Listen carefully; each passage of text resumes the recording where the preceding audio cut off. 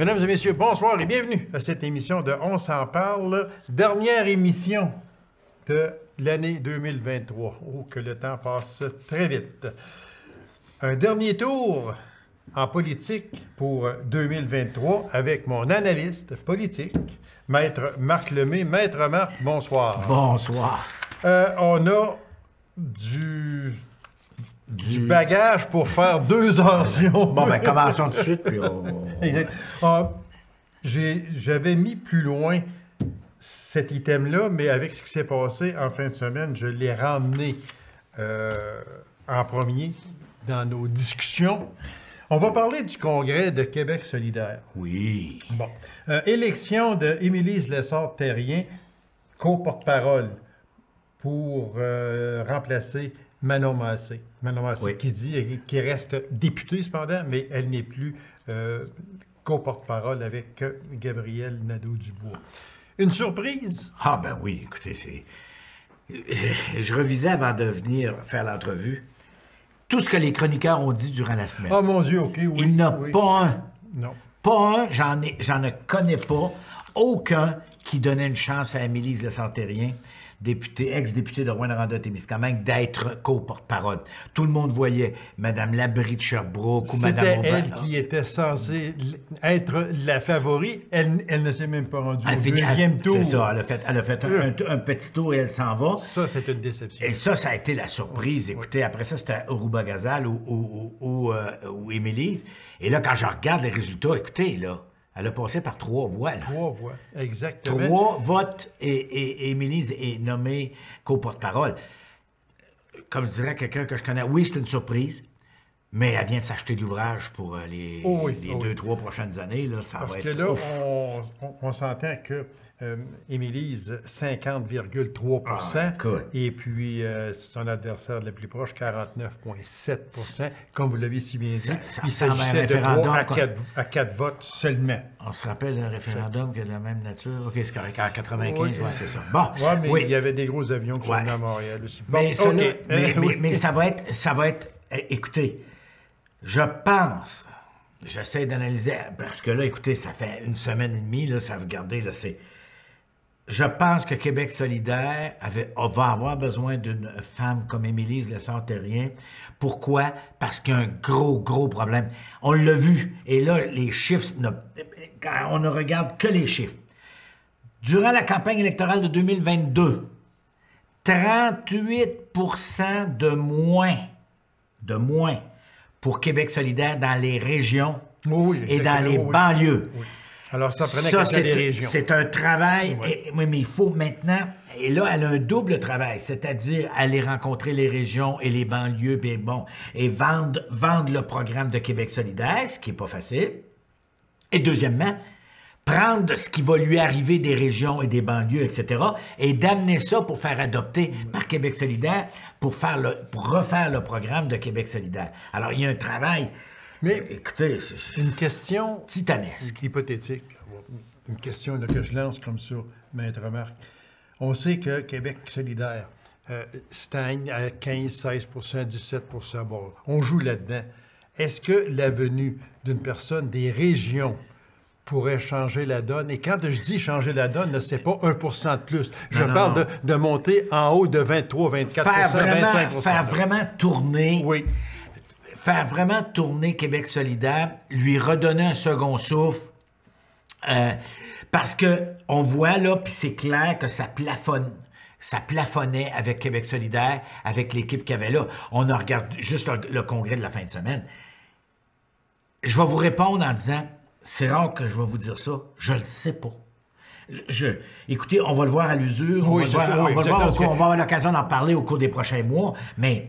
Bon, il est sûr d'une chose, en tout cas, elle l'a dit, je ne sais pas si elle va le faire, qu'elle veut se représenter dans le comté de Rouyn-Noranda-Témiscamingue. C'est à peu près assuré. Qu'elle n'est pas prête pour rentrer à l'Assemblée nationale de prendre n'importe quel comté puis d'essayer d'y aller, de se faire élire. Parce qu'elle dit, moi, puis ça, là-dessus, je la respecte beaucoup. C'est-à-dire, moi, je connais pas beaucoup ce coin de pays-là, donc je n'irai pas, je connais plus mon coin de pays, puis c'est ce coin de pays-là que je voudrais.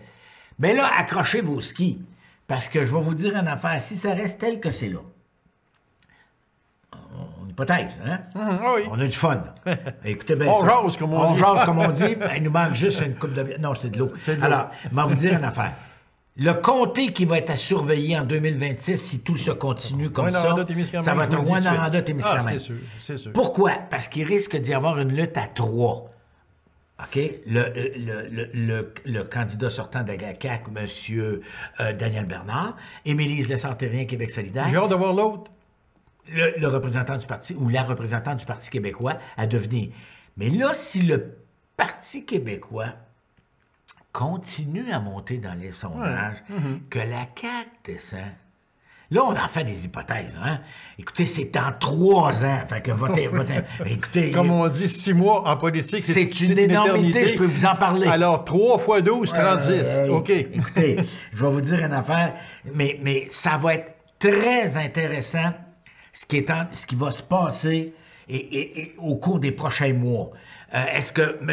Legault, je sais qu'il voudrait bien régler les conventions collectives avant Noël, puis tout ça, Ouais, ça va être difficile quand on prenait les nouvelles cas, aujourd'hui. S'il réussit ce miracle-là, ça serait tant mieux pour lui. Là, il pourrait, parce que son objectif, il voudrait bien procéder à un remaniement ministériel avant Noël. Est-ce qu'il va en avoir? Hein? Ah, ça, je ne sais pas. Je ne peux pas vous répondre. Mais lui, moi, les rumeurs qu'on entend jusqu'à Rouyn-Noranda puis ailleurs en région, oui, il voudrait avoir un remaniement ministériel parce qu'il y a des personnes qui le voudraient déplacer parce qu'ils n'ont pas livré la marchandise. Mais puis il y en a d'autres qui voudraient rentrer, bien évidemment. Mais je vais vous dire une affaire. Il ne peut pas faire ça, M. Legault, tant et aussi longtemps qu'on est en pleine négociation collective. Ah, non. Imaginez-vous s'il y a une grève, de la fonction publique qui dure 8-10 jours. Après ça, on s'en va à Noël. Il ne peut pas faire ça. Mais là, parce que j'ai ici, là, dans mes questions, là, un terme anglais, excusez, un terme, parce que j'ai dit ça, me servir de terme anglais, mais je trouve qu'il est bien placé. Mais le timing de la CAQ, on va en parler. Que c'est pas fort. Que c'est pas fort, là. Eux autres, ils l'ont écarté dans le bord du fleuve Saint-Laurent, à travers Lévis, Québec. En tout cas, moi, je vous dirais Jean Talon. Ben oui, c'est... Dans le comté de Jean Talon. On va en reparler, mais ça part de là, puis même si... En tout cas, moi, je les fameux 30% aussi que les gens ont encore. Moi, je vous dirais que ça part de l'élection, quand on a dit qu'il y aurait un 3e lien, puis qu'on est revenu après l'élection, dire... Non, on n'aura pas de 3e lien, on a regardé les études. Mais là, il va en avoir un autre, là, il vient de sortir. Restez calme, restez calme, mais c'est ça. Pour terminer avec Mme Émilise Lessard-Terrien, expliquez-nous une chose, Maître Marc. Elle n'est pas députée. Non. Est-ce que ça va lui nuire et comment elle va procéder parce qu'elle va travailler en dehors du Parlement? C'est pas vrai. Non? Non. OK, allez-y. C'est comme moi quand vous êtes député, oui, vous l'êtes toujours. Vous êtes un jour député. Comme vous êtes chevalier de colon un jour, vous l'êtes à vie. Voilà. C'est ça? Et à peu près ça. Là, expliquez-moi là. Parce que non. Elle est plus députée, là. Non. Elle n'est plus députée. Mais elle a le titre de députée. Et comme elle a eu le titre de députée, c'est comme moi, quand j'étais député fédéral, j'ai encore le titre de député. J'ai accès au Parlement. OK? Alors que vous, comme citoyen que je respecte, n'y avez pas accès, sauf passer par la sécurité. Oui. Mais elle, donc revenant à Émilise, elle a été députée, donc elle a accès au Parlement. Elle va pouvoir assister à toutes les périodes de questions. Elle va pouvoir assister au caucus, contrairement... Oh, là, vous m'en apprenez toute une, parce que je me pensais ferré en politique, mais là je viens d'apercevoir qu'il m'en manque un petit peu. Mais contrairement à M. Duhem, du Parti conservateur, qui, lui, n'a pas été élu, n'est pas député, donc il fait ses conférences de presse au Tim Hortons ou au Starbucks proche de là. Bon, mais elle pourra. Et c'est ça l'avantage. Parce qu'elle l'a été déjà. Oui, monsieur. Tandis que Duhem, il ne l'a pas été jamais. Fait que la différence est là. Ah, c'est toute une différence. Oui, je comprends. Si elle assiste au caucus, si elle assiste aux périodes de questions, elle est comme une députée. Elle peut même aller s'asseoir comme, je dirais, comme visiteur, sans aucun problème, à toutes les commissions parlementaires. Donc, Mme Émilise Lessard-Terrien, elle connaît le Parlement, elle va y aller, c'est sûr. Donc, est-ce que ça va lui nuire? pour répondre à votre question, ma réponse est non. Je pense que non. Mais c'est sûr que Gabriel Nadeau-Dubois va avoir plus de visibilité. Ah ben oui, c'est sûr. Mais imaginez qu'à la tribune de presse, à la conférence de presse hebdomadaire, elle va être à côté de lui. Elle va pouvoir répondre aux questions.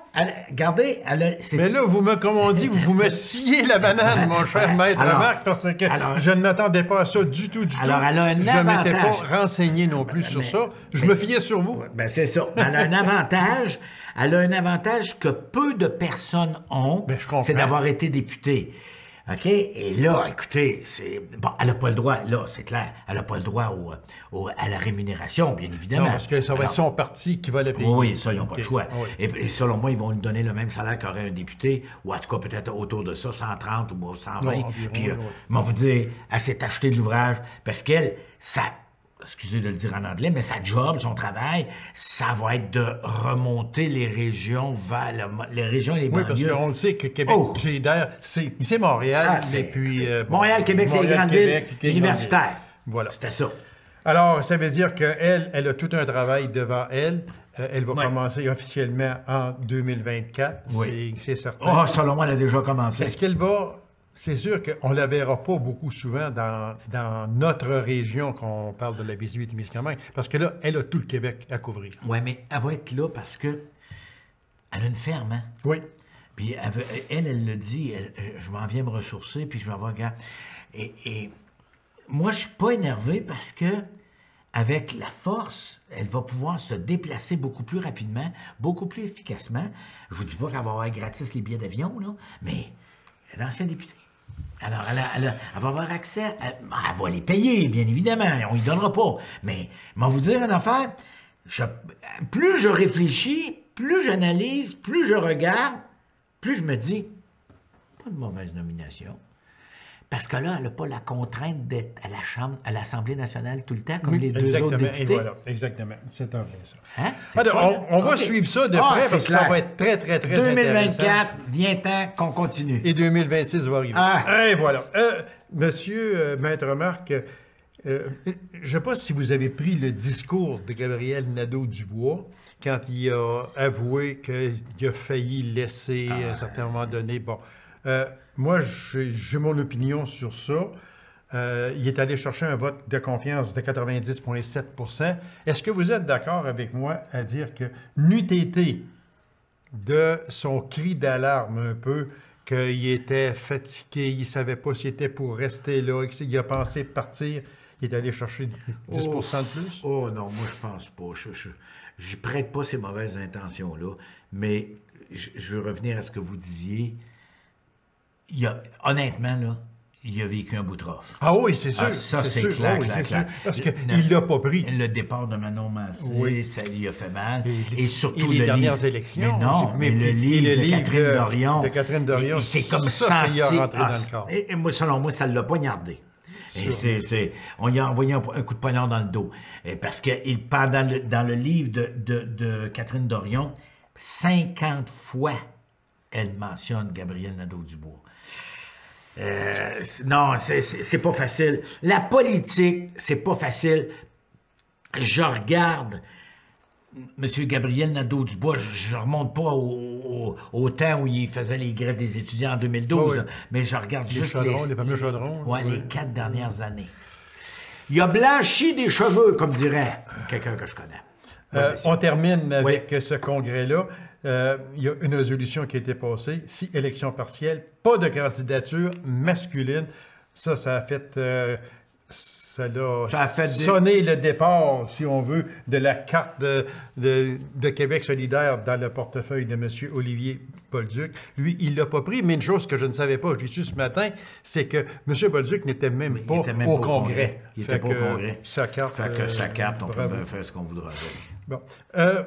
On va rentrer dans un autre sujet. Alors, il y en a beaucoup. Ah oui, je le sais. Mais seulement qu'on ne passera pas le restant de l'émission là-dessus, mais quelque chose qui a... Quand on parle d'un fameux timing, excusez l'expression anglaise, là, le timing, bon, quand on parle de ça, là, la CAQ, c'est le roi, c'est le champion des mauvais timings. Ah, ça, regarde, on peut en parler. Ouais. Mais on va y aller Parlons avec... depuis l'élection. Oui, exactement. Bon. 5 à 7 millions aux Kings de Los Angeles. Ça, c'est donner 5 à 7 millions à des millionnaires qui travaillent pour des milliardaires. Soyons honnêtes, là. Bon, oui, c'est ça, c'est ça. Puis, on paye des millionnaires qui évoluent pour des milliardaires. Ça, déjà, on l'a caché. Et j'ai des personnes qui m'en ont parlé, personnes bien placées. Ça l'a fait pas mal plus qu'on pense, une division dans le caucus Ah, c'est clair. de la CAQ. Une division. On en a nommé 2 personnes qui ont sorti puis qui ont dit non, mais il n'avait plus que ça. Ah oui, ça a pris une réunion de la porte fermée puis pas d'adjoint parlementaire. Et voilà. Ça, quand on fait ça, là, c'est parce qu'on est dans la chenoute. Comment dirait ma grand-mère? Je l'ai déjà vécu. Ah oui? Oui, au Bloc québécois. On a déjà fermé les portes. Des armes à feu. Ah, là, on a sacré le monde dehors. Ça fait longtemps que je vous en ai pas parlé. Oui, je sais, les armes à feu. Mais effectivement, mais ça, là, c'est parce que j'aime votre expression, un très mauvais timing. Ça se peut pas qu'en pleine négociation collective, tu as du monde dans la rue, tu as plus de 400 000 personnes qui se promènent dans la rue. Tu en avais 550. Puis tu as la Fédération autonome de l'enseignement, la FAE, qui, elle, a décidé que c'était un débrayage illimité. Pendant ce temps-là, mais moi, la meilleure, c'est la semaine d'avant. M. Girard, le bon ministre des Finances, dit que ça va être difficile. Les 6 prochains mois, ça ne sera pas facile. Je vous le dis tout de suite.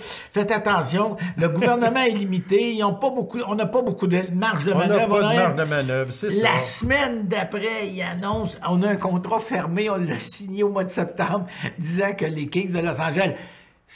Oubliez ça, là. Vous n'aurez pas les meilleurs, là. Poticard, Potipard, Popipard, il ne sera pas là, là. Ça va être juste les recrues. Popicard ne sera pas là. Ça va être juste les recrues. Je suis même pas sûr si Dano... Ah non, mais c'est juste les recrues. Ouais. Alors, ça se peut pas manquer de jugement comme ça, mais c'est quand je vous dis, puis je vous l'ai dit à plusieurs reprises, ils vivent dans une bulle. Oui. Puis, et ça, là... Puis j'en viens à une chose, Maître Marc, et ça, là, ça m'a toujours resté. Quand la CAQ a été réélue avec 90 députés, vous étiez assis là, et vous m'avez dit, et aux gens aussi, vous avez dit, ça va être difficile de gouverner à 90. Et je vous avais dit, ouais, mais là, il n'y aura pas personne devant eux autres, ils vont être une trentaine assis en avant d'eux autres. Et vous m'avez redit, ça ne sera pas facile. C'est pas facile. C'est pas facile. Le PQ, avec M. Paul Saint-Pierre Plamondon, qui a fait une campagne électorale hors de l'ordinaire, qui dit des choses qui sont intéressantes. Bon, le Parti libéral n'est pas dans le coup, c'est clair. Québec solidaire préparait son congrès. Regardez, mais je vais vous dire... Mais on l'oublie. Mais je vais vous dire une affaire. Je comprends pas la façon de se tirer dans le pied. Ah, ça n'a pas de sens. Ça a commencé avec Jean Talon aussi. Jean Talon. Le troisième lien. Le lendemain de l'élection de Jean Talon dans une partielle. Et on va relancer le troisième lien. Ces députés, ces ministres n'étaient même pas au courant. Je vois encore la figure de Mme Guilbeault qui est là, puis qui a les yeux à peu près gros de même, puis qui a dit... Martine Biron. Martine Biron, puis Drainville. Eux autres. Mais c'est ça que je dis. Je veux pas être plus long là-dessus, mais ils vivent dans une bulle complètement déconnectée. M. Girard, il a bien beau aimer le hockey. Moi aussi, j'aime le hockey, mais il faut pas exagérer, là. Je veux dire, t'auras même pas les meilleurs. Ben non. Puis la dernière... Montréal voulait venir jouer, puis ils ne chargeaient rien en plus. Oui, mais c'est pas que ça, c'est après. Mais quand même. Ils sont mieux d'avoir un contrat fermé. Ils sont mieux parce que déjà, ils seraient peut-être dans la poubelle. Filière, quoi? Filière? Non, ils seraient brûlés. Ah, ils seraient brûlés, OK. Mais pour terminer là-dessus, c'est que je prenais, à tout le monde en parle, la petite déclaration du ministre des Finances, et Mme Lebel était assise à l'émission, puis que il a baragouiné là, un paquet de chiffres, puis des pourcentages, puis tout ça, que je suis certain que même lui, il savait même pas qu'est-ce qu'il disait. Puis nous autres, on n'a absolument rien compris. Et Mme Lebel, je la vois quand elle revient en ondes, elle est là, puis elle rit en voulant dire « Qu'est-ce que c'est qu'il a dit là? » Mais il était vraiment pas... Puis pourtant, c'est un homme solide, ça, M. Girard. Mais ce que je comprends pas, je vous le dis sincèrement, je comprends pas. Il n'en a pas parlé au cabinet. Mais non, il n'a pas parlé. Ils ont signé un contrat en dessous de la table. Oui, oui. Mais attention, parce que ce contrat-là, le 5 à 7 millions, ils ont pris ça dans un fonds de financement d'événements ou de trucs communautaires. Communautaire, oui. Alors que tu ne peux pas aller chercher plus qu'1 million dans ce fonds-là. Puis eux autres, ils vont aller chercher 7. C'est ça, 5 à 7. 5 à 7, OK. Mais c'est pas un 5 à 7, là, c'est non. 5 à 7 Puis ils n'ont millions. même pas parlé de ça Moi, je vois déjà, je revois le visage de Mme Lebel quand ça sort. Elle est en train de parler aux journalistes. Elle, là, elle doit dire « Hey! » C'est quoi l'idée? Elle doit avoir fait ni un ni deux, puis appeler au bureau de Legault, puis dire à M. Legault, « Monsieur Legault, c'est quoi ça? C'est quoi ça? » En tout cas, j'espère juste une chose, c'est que M. Girard en avait parlé à M. Legault, parce que là, ça va pas bien. Si c'est le cas, ça va pas bien. Là, ça ira pas bien. Non, mais tu sais, on est en pleine négociation avec 560 000 fonctionnaires. On est là, puis on est en négociation. Puis là, vous l'avez si bien dit, M. Girard, faites attention, les 6 prochains mois, on va être arrangé ici, puis ça sera pas drôle pour personne. Puis là, ils sortent des baragouinages. Moi, j'en reviens tout simplement. Mais ils n'ont pas de conseiller politique, ces ministres-là. Une bulle. Une bulle. Okay. Une bulle. Ils vivent dans une bulle. Une bulle. Bon.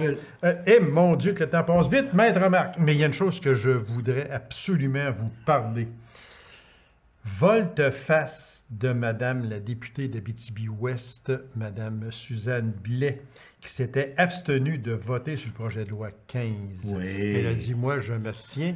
Puis le lendemain, je suis pour. Ah, c'est... Mais ça, là, elle a-tu eu un petit téléphone? S'il n'avait eu juste un. Ça répond à la question. Vous comprenez ce que je veux dire? Oui, je comprends très bien. Ce que je veux dire. Voulez-vous que je vous parle des armes à feu avec ça? Ça, on remonte au temps où monsieur assis près de moi était député. Lui, il y a eu des... Lui, c'est pas... Vous, c'est pas un téléphone que vous avez eu, c'est une petite tape sur les doigts. Non, mais c'est... Regarde, donc, madame, et c'est de voir le visage de sa collègue qui est à la même table qu'elle. Oui, qui est là, puis qui a sorti. Elle regarde, puis elle dit... Qu'est-ce que tu fais là, toi, là? Elle le dit pas, mais c'est ça que ça veut mais dire. on le voit. C'est écrit ici. Mais j'ai comme l'impression que Mme Blais,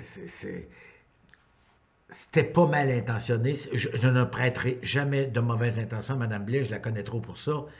Mais elle, pour elle, c'est la représentation régionale. Ça veut dire que moi, j'aurai aucun représentant du CISSSAT, le Centre intégré, qui va siéger là. Donc, les régions, c'est de plus en plus centralisé. Oups! Alors, on la comprend. Non, je la comprends. On la comprend très bien. Écoutez, mais c'est le lendemain que c'est le lendemain que c'est pas drôle. Moi, si je vous demandais, Maître Marc, l'année se termine. C'est notre dernière émission de l'année 2023. Moi, si je vous demandais votre surprise et votre déception, autant au fédéral qu'au provincial. Au fédéral, c'est clair, c'est M. Trudeau, c'est une déception totale. Lui aussi, on parlait de très, très, très, très mal encadré. Il vit dans une bulle, il est complètement déconnecté.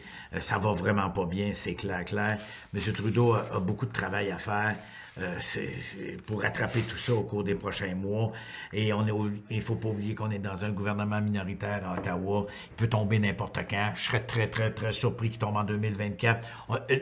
L'année 2024, pour moi, c'est les deux budgets, au provincial et au fédéral. C'est là qu'on va voir la game. Au provincial, c'est clair. On en a parlé pendant une demi-heure, là. C'est clair que c'est la CAQ qui est une déception totale. Je comprends rien. Ben, je ne vais pas tout répéter, mais pour moi, ça c'est la déception. La CAQ, pour moi, Ils savent pas où ils s'en vont. Ils ont des gros problèmes de gestion.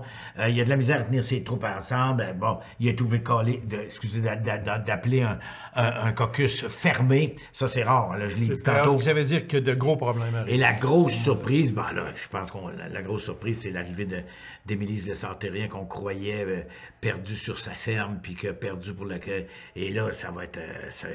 Non seulement elle va avoir beaucoup de travail à faire. Ça, c'est la grosse surprise.